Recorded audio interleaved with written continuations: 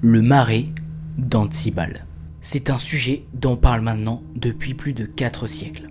Il s'est passé maints événements. Mais avant, mettons un peu de contexte. C'est un endroit isolé, situé à l'est de l'Asie, dans les montagnes de l'Oural, où même les chasseurs les plus expérimentés n'osent pas s'y aventurer. Là-bas, la brume ne se lève jamais vraiment. Les arbres sont tordus et le sol bouge sous tous les pas. Mais surtout, on raconte une créature y vit. Une créature que personne n'a jamais vue, parce que personne n'est jamais revenu. Voici l'histoire d'Antibal.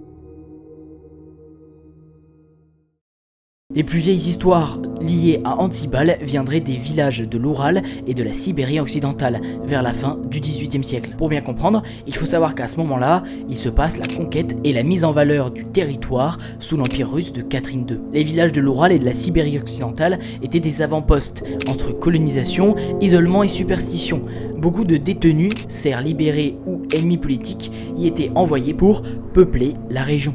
Là-bas, il y avait une production minière, notamment du fer, du cuivre, de l'or et du charbon. Beaucoup de ces mines appartenaient à des familles nobles, qui contrôlaient les ouvriers comme des serfs. Là-bas, on y habitait dans des cabanes en bois avec des conditions de vie très rudes. Les marais étaient souvent perçus comme des endroits maudits, isolés ou habités. Revenons donc sur notre marais. À l'époque, les explorateurs russes et les trappeurs qui s'enfonçaient dans cette région parlaient déjà d'un esprit des marais qui dévore les sons et les âmes.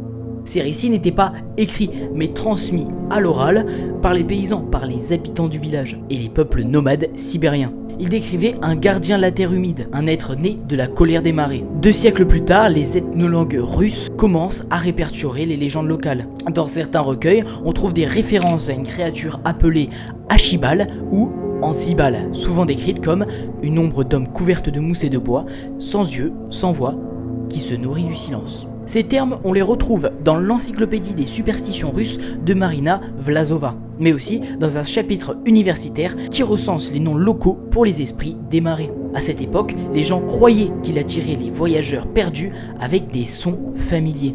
À partir des années 1950-1960, on parle de plusieurs disparitions dans la même zone, la zone marécageuse de la Sibérie occidentale. Et tout ça, ça a relancé le mythe. Parce que oui, évidemment, à un moment donné, c'est une légende tranquille. Mais quand il y a beaucoup de disparitions dans cette même zone, forcément, on se pose des questions. On va parler de l'histoire d'Alexei Mikhailov. Ça se passe en 1986, en Sibérie. Lui, c'est un chasseur solitaire originaire d'un village au sud de Tchoumen. Son père était trappeur, sa mère, gardienne de petite ferme. Dans son village, tout le monde le connaissait. Il parlait peu, mais il connaissait les bois. Mieux que quiconque. Il chassait souvent seul et rapportait toujours quelque chose. Toujours. Jusqu'en 1986. En effet, cet hiver-là, il voulut explorer un marais au nord-ouest de Tchoumen, une zone que même les chasseurs évitaient. Mais lui, c'est pas grave, c'est THE chasseur, t'inquiète pas, il va y arriver. Le 12 novembre, il est parti avec son fusil, une tente et un carnet de notes. Il avait dit à sa femme « Je serai de retour avant la fin du mois ». Il n'est jamais revenu. Seulement quelques jours plus tard, les autorités locales lancent forcément une recherche. 3 semaines plus tard après ces recherches, un pêcheur découvre un sac flottant dans une zone boueuse à plus de 12 km du lieu supposé de sa disparition. Un carnet trempé avec quelques pages, 3 balles intactes, une caméra soviétique endommagée et une photo de sa femme et de son fils. Les pages racontent les 3 premiers jours de son expédition.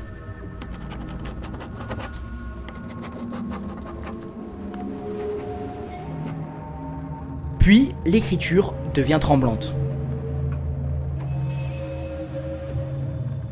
Ce sont les derniers mots lisibles du carnet. Dans le village, certains disent qu'Alexei s'est enfoncé trop profondément dans le marais d'Antibal. D'autres pensent qu'il a juste perdu la raison à cause des gaz du marais. Mais les chasseurs locaux, eux, jurent que parfois, dans la nuit, ils entendent un coup de fusil. Un seul. Comme si Alexei continuait de chasser. En 2017, une équipe de biologistes russes aurait voulu étudier la flore de ce marais. L'équipe était composée d'un botaniste, d'un ingénieur, de 2 guides et d'un acousticien. Leur mission était simple, installer des caméras thermiques et des micros pour enregistrer les sons. Les micros sont reliés sur des capteurs permettant à l'équipe d'écouter les audios avec seulement 5 minutes d'écart. Les caméras, elles, ne sont reliées à rien. Et ça, c'est important pour la suite de l'histoire. Leurs installations et leurs tests se déroulent pour le mieux. La procédure n'a aucune faille. Pendant environ 72 heures, il ne se passe rien. Des longues périodes de silence nocturne sont récurrents. Puis, à la 3e nuit, vers 3h du matin, sur une piste audio, un cri long et rauque est entendu. Alors évidemment, un des guides qui est éveillé réveille toute l'équipe. Tout le monde, mais absolument tout le monde, réécoute l'audio. L'équipe, sauf le botaniste, occupé sur l'analyse de l'audio, se dirige donc sur les installations. Le trajet dure environ 15 minutes. L'équipe et le botaniste sont reliés par un talkie-walkie. Et heureusement, parce qu'au moins, il y a la communication. Ils peuvent donner les informations en temps réel. Mais là, quand l'équipe arrive, les caméras sont au sol, couvertes de boue. L'équipe est choquée, et l'est encore plus quand ils s'aperçoivent une trace de pas. Mais pas une trace comme une trace humaine. Premièrement, il n'y a qu'une seule trace. Et deuxièmement, c'est un cercle géant comparé à taille humaine. Ils en parlent au botaniste qui lui parvient à rester lucide. Il leur dit de rentrer et de ramener tout le matériel, cassé ou pas. Le botaniste attend donc leur retour et attendra. Attendra longtemps. Trop longtemps. En effet, l'équipe ne reviendra jamais. Aucune trace de leur passage, aucune trace du matériel, même après une semaine de recherche. Alors, on peut supposer que les micros se sont arrêtés à cause du froid, car les batteries étaient usées, que l'humidité avait cassé les boîtiers, et que les caméras sont tombées car les supports étaient mal fixés. Et bon, ce sont des professionnels, mais en plus, pourquoi ne sont-ils jamais revenus? Pourquoi, bizarrement, le matériel qui allait pouvoir donner plusieurs pistes a disparu aussi? Et évidemment, comme par hasard, ça s'est passé au marais d'Antibal. Alors, simple coïncidence, ou est-ce que quelque chose là-bas attend qu'on revienne? Depuis plus d'un siècle, le marais d'Antibal divise ceux qui tentent de l'expliquer. Les scientifiques d'un côté parlent d'un phénomène naturel. Les autres, ceux qui ont mis les pieds ou qui ont étudié les enregistrements, parlent d'autre chose, d'un lieu vivant, d'un lieu qui observe.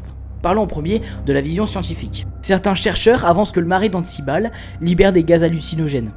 Des poches de méthane, de dioxyde de carbone et parfois de sulfure d'hydrogène.